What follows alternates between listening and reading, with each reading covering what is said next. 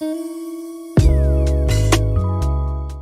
and welcome to my channel. How are we mentally, physically, spiritually, emotionally? For today's video, I will be talking about the books that I read in March. This is my March wrap up. After I read the first book, it was just so good. And usually when I read really good books, 5-star books, top tier books, I go into a book slump. So that's what happened for a few weeks. And then I jumped right back into reading and I read about 6 books. Most of these books are not for everyone. And I do suggest if you do give these books a try, please read the trigger warnings, because even I had to look at the book and like, what am I reading right now? I loved it, and I loved every single one of these books. Without further ado, let's go into the video.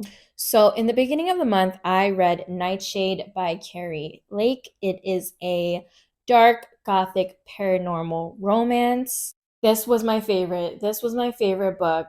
I gave this book 5 stars and 3.5 chili peppers. Our main FMC is Farron and our MMC is Jericho Van Croy. Growing up, Farron's father was obsessed with religious symbols. He got so obsessed to the point of madness that Farron had to go live with her aunt for most of her life. Now, when the book starts, her aunt passes away and we find out that her father is missing. So she soon starts having nightmares, and in her nightmares, there are voices telling her to seek out someone in Nightshade called Jericho Van Croy. The tropes in this book are reincarnated soulmates, angels, demons, religious cults, death, light horror, amnesia, possessive, obsessive MMC who has wings. And there is a trope that some people do not like towards end of the book. I don't know if I want to spoil it for you guys. I didn't mind it too much, and I can see how it moves on to the next book. Farron and Jericho have to be my favorite reincarnated soulmates ever.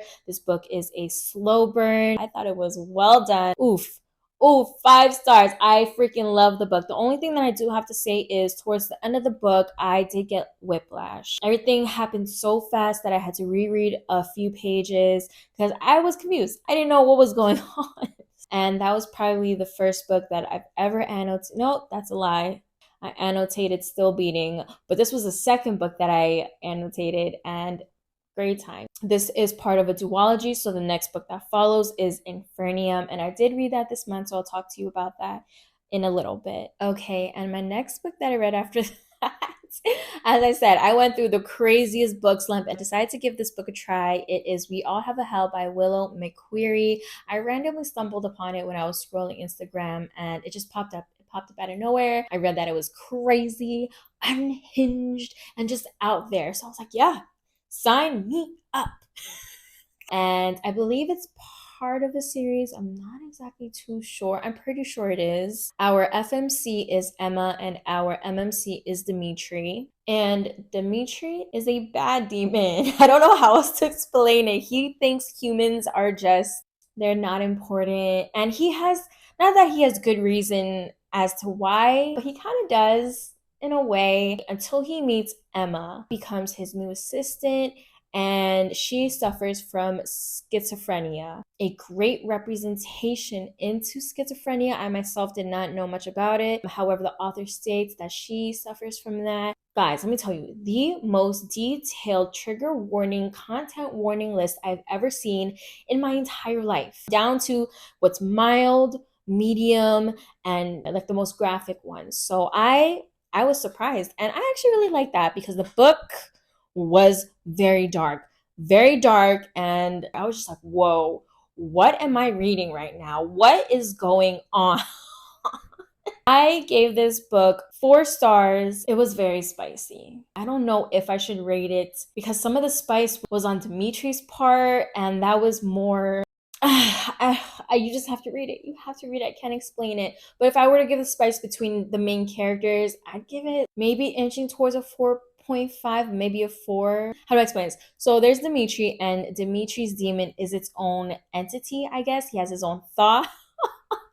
This demon legit had me cackling. Like, why was he so funny? It wasn't Dimitri that saw her and was like, "Ooh, yes." It was the demon. The demon was like, "Ooh, we gotta have her. We must have her now." I enjoyed it. I really did. Again, this is not for everyone.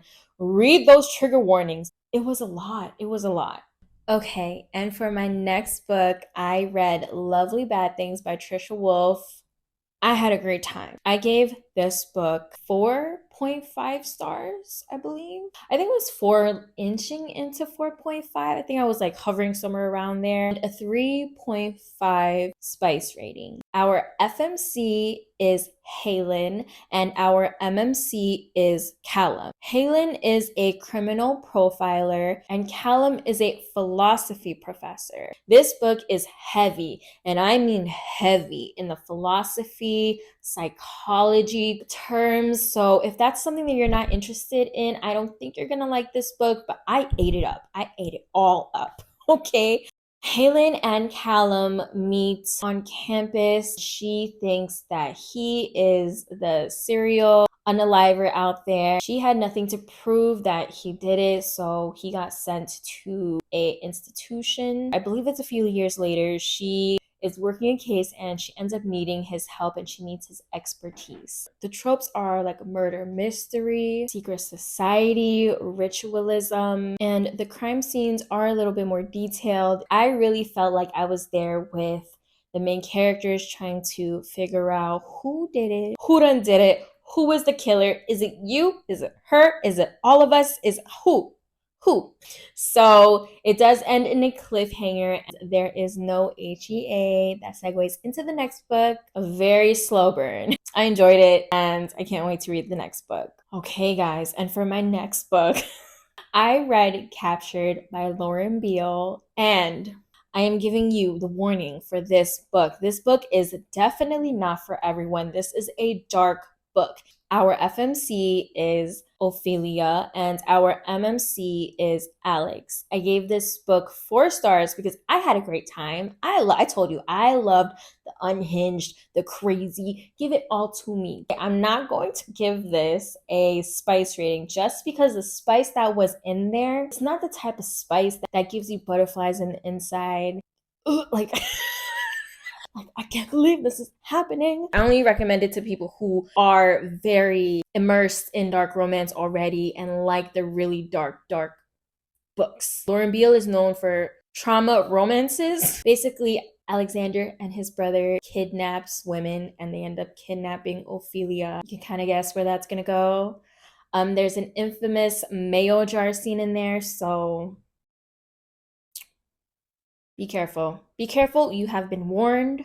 I love this book. You may not like this book. I had a great time.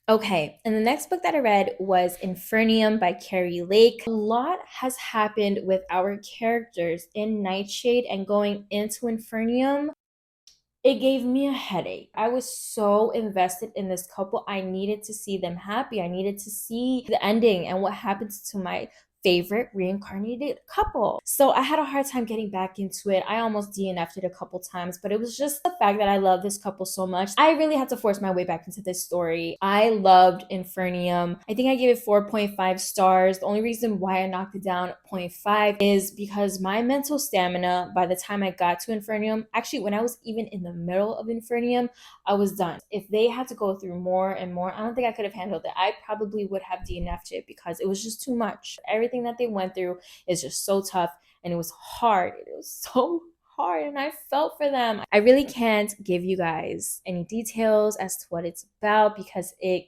jumps directly into the story after Nightshade. I have to say this is my favorite duology ever.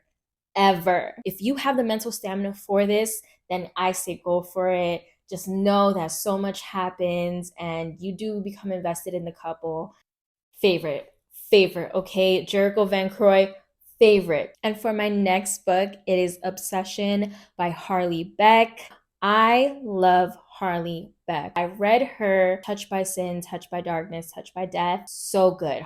If you're looking for crazy stories, she's your girl. And I gave it 4 stars, 1.5 chili spices. Our main FMC is Savannah and our MMC is Robbie. Robbie is a convicted felon. Savannah is a news journalist, reporter. Robbie, in a few months, will be sentenced to death, I think by injection. He requests solely that Savannah interviews him, that she gets an exclusive interview with him. And that's how the story begins. The plot twist, I did see it coming a mile away, but let me tell you, okay, the reason why I was shook. I was shooketh because I did not see that coming. No, I did not.